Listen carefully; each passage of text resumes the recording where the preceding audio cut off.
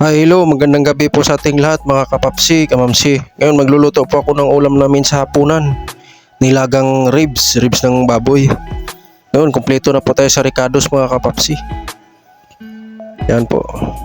Hindi ko na iniisa-isa sa inyo kasi basic naman itong nilaga. Diretso lang tayo nagpapakulo, papalambutin natin yung laman ng ribs.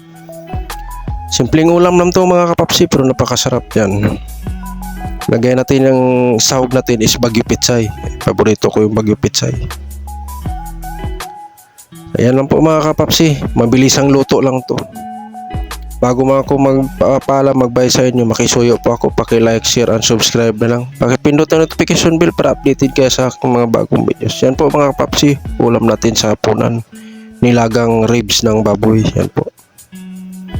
Simpleng ulam lang yan mga kapapsi. Napakasarap.